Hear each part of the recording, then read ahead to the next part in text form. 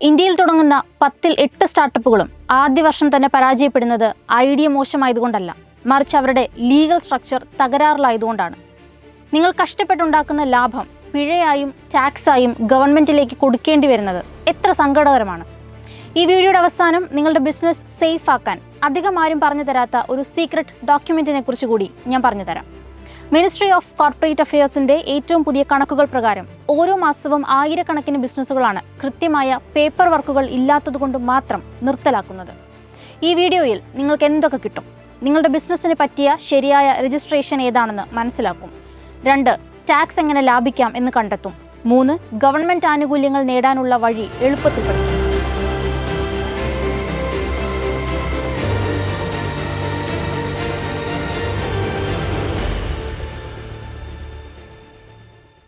കേരളത്തിലെ 70% ചെറുകിട ബിസിനസ്സുകളും ഇപ്പോഴും പ്രൊപ്രൈറ്റർഷിപ്പിലാണ്.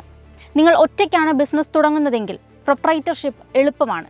പക്ഷേ ഇതിലൊരു വലിയ ചതിക്കുഴിയുണ്ട്. ബിസിനസ്സിൽ ഒരു കടം വന്നാൽ നിങ്ങളുടെ വീട്ടിലെ ആധാരം വരെ വിൽക്കേണ്ടി വരും. ഇതാണ് അൺലിമിറ്റഡ് ലയബിലിറ്റി. രാഹുൽ എന്നൊരു സംരംഭകനെ നോക്കാം. അദ്ദേഹം ഒരു ചെറിയ ഫുഡ് ഔട്ട്ലെറ്റ് തുടങ്ങി. ലൈസൻസുകളെല്ലാം അദ്ദേഹത്തിൻ്റെ പേരിൽ മാത്രമായിരുന്നു. ബിസിനസ് തകർന്നപ്പോൾ ബാങ്ക് ജപ്തി വന്നത് അദ്ദേഹത്തിൻ്റെ കുടുംബ വീടിന് നേരെയാണ്.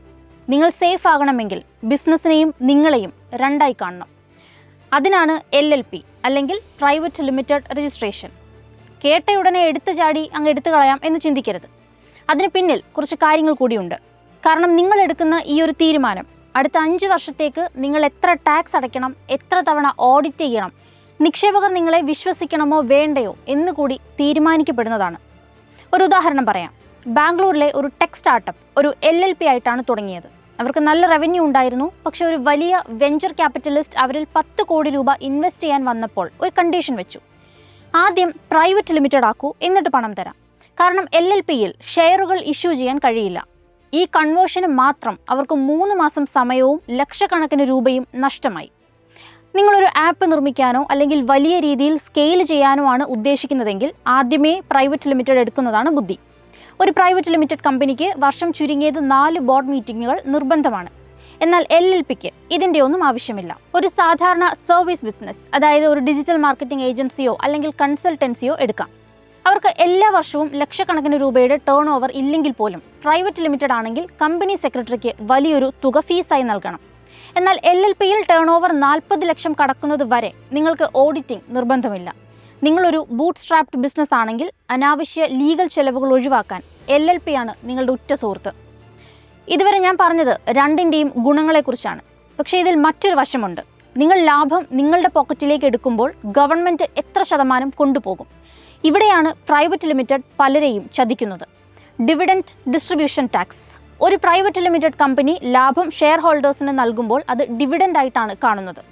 അവിടെ നിങ്ങൾ ടാക്സ് നൽകണം. എന്നാൽ LLPയിൽ ലാഭം പാർട്ട്നേഴ്സിന് വീതിച്ച് നൽകുമ്പോൾ അതിന് മുകളിൽ അധിക ടാക്സ് നൽകേണ്ടതില്ല. ഇത് ഏകദേശം 15 മുതൽ 20% ലാഭം നിങ്ങൾക്ക് നൽകും. ഇനി ബിസിനസ് രജിസ്റ്റർ ചെയ്യാൻ നിങ്ങൾക്ക് വേണ്ട 5 കാര്യങ്ങൾ എന്തൊക്കെയാണ്? സ്റ്റെപ്പ് 1, DSC അഥവാ ഡിജിറ്റൽ സിഗ്നേച്ചർ സർട്ടിഫിക്കറ്റ്. ഇത് ഓൺലൈനായി സൈൻ ചെയ്യാൻ വേണം. Step 2, name approval.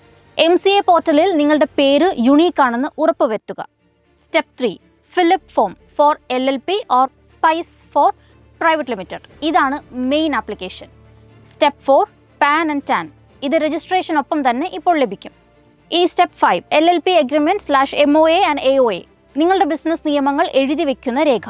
നിങ്ങളുടെ ലക്ഷ്യം ഫണ്ടിംഗ് ആണെങ്കിൽ പ്രൈവറ്റ് ലിമിറ്റഡ് തിരഞ്ഞെടുക്കാം. മറിച്ച് സ്വാതന്ത്ര്യവും കുറഞ്ഞ ചിലവുമാണ് ലക്ഷ്യമെങ്കിൽ കണ്ണടച്ച് LLP തിരഞ്ഞെടുക്കാം. കമ്പനി രജിസ്റ്റർ ചെയ്ത് കഴിഞ്ഞാൽ അടുത്ത വലിയ കടമ്പ GST ആണ്. GST എടുക്കണോ വേണ്ടയോ? അത് നിങ്ങളുടെ ബിസിനസ്സിനെ എങ്ങനെ ബാധിക്കും? സത്യം പറഞ്ഞാൽ നമ്മളിൽ പലർക്കും GST എന്ന് കേൾക്കുമ്പോൾ തന്നെ പേടിയാണ്. 40 ലക്ഷം രൂപ ടേൺ ഓവർ ഉണ്ടെങ്കിൽ മാത്രമേ GST എടുക്കേണ്ടതുള്ളൂ എന്നതാണ് നിയമം. പക്ഷെ ഞാൻ പറയുന്നു, നിങ്ങളുടെ ബിസിനസ് ചെറുതാണെങ്കിലും തുടക്കത്തിൽ തന്നെ GST എടുക്കുന്നതാണ് ബുദ്ധി. പലരും ഇതിനോട് വിയോജിച്ചേക്കാം. പക്ഷെ വലിയ കമ്പനികളുമായി ഡീൽ ചെയ്യണമെങ്കിൽ അവർ ചോദിക്കുന്ന ആദ്യത്തെ കാര്യം GST നമ്പറാണ്. GST ഇല്ലെങ്കിൽ നിങ്ങൾ അവർക്കൊരു സീരിയസ് ബിസിനസ് അല്ല. ഇത്തരത്തിൽ ഉദ്യം രജിസ്ട്രേഷൻ അല്ലെങ്കിൽ MSME സർട്ടിഫിക്കറ്റ് എടുത്തിട്ടുണ്ടെങ്കിൽ നിങ്ങൾക്ക് കൊളാറ്ററൽ ഇല്ലാതെ ലോൺ കിട്ടാനും എളുപ്പമാണ്. ഇത് വെറും 10 മിനിറ്റ് കൊണ്ട് ഓൺലൈനായി ചെയ്യാവുന്നതേയുള്ളൂ എന്നതാണ് ഏറ്റവും അട്രാക്റ്റീവായ കാര്യം. ഇനിയുള്ളത് നിങ്ങൾ അധികം പേർക്കും ചെയ്യാൻ മടിയുള്ളൊരു കാര്യമാണ്. Founders agreement. നിങ്ങൾ കൂട്ടുകാരുമായോ ബന്ധുക്കളുമായോ ചേർന്നാണ് ബിസിനസ് തുടങ്ങുന്നതെങ്കിൽ എത്ര വലിയ ബന്ധമാണെങ്കിലും ഇത് എഴുതി ഒപ്പിടണം. ലാഭം എങ്ങനെ വിഭജിക്കണം, ബിസിനസ് പിരിഞ്ഞാൽ ആര് എന്തെടുക്കണം എന്നത് ഇതിലുണ്ടാകണം. ഇതില്ലെങ്കിൽ കോടതി കയറി നിങ്ങളുടെ ബിസിനസ് നശിക്കും. ഇത്രയും കേട്ട നിങ്ങൾ ഉടനെ ചെയ്യേണ്ട 3 കാര്യങ്ങൾ എന്തൊക്കെയാണ്? ഒന്നാമത്തെ തീരുമാനം, ഈ ആഴ്ച തന്നെ ഒരു ഉദ്യം രജിസ്ട്രേഷൻ എടുക്കുക. ഇത് സൗജന്യമാണ്, എളുപ്പവുമാണ്. രണ്ടാമത്തെ തീരുമാനം, ബിസിനസ്സിന് മാത്രമായി ഒരു കറണ്ട് അക്കൗണ്ട് തുടങ്ങുക. നിങ്ങളുടെ പേഴ്സണൽ അക്കൗണ്ട് ഒരിക്കലും ഇതിനായി ഉപയോഗിക്കരുത്. മൂന്നാമത്തെ തീരുമാനം, ഒരു നല്ല ടാക്സ് കൺസൾട്ടൻറ്റിനെ കാണുക. 2000 രൂപ കൊടുക്കാൻ മടിച്ച് 2 ലക്ഷം രൂപ പിഴവ് വരുത്തി വെക്കരുത്. നിങ്ങളുടെ സ്വപ്നമാണ് ഈ ബിസിനസ്. അതൊരു ചെറിയ പേപ്പർ വർക്കിൻ്റെ പേരിൽ തകർന്നു പോകാൻ സമ്മതിക്കരുത്. കൃത്യമായ നിയമവഴിയിലൂടെ സഞ്ചരിച്ചാൽ ആകാശമാണ് നിങ്ങളുടെ ലിമിറ്റ്. രജിസ്ട്രേഷനെ കുറിച്ച് പഠിച്ച് നിങ്ങൾക്ക് ബിസിനസ് തുടങ്ങാൻ പണം എവിടെ നിന്ന് കിട്ടുമെന്ന് അറിയണമെങ്കിൽ ഈ ചാനലിൽ തന്നെ മുൻപ് ചെയ്തിട്ടുള്ള ഈ വീഡിയോ കണ്ടു നോക്കൂ. ഒപ്പം ഇത്തരം കൂടുതൽ വീഡിയോകൾക്കായി ദ പ്രോഫിറ്റ് ന്യൂസ് സബ്സ്ക്രൈബ് ചെയ്യാനും മറക്കരുത്.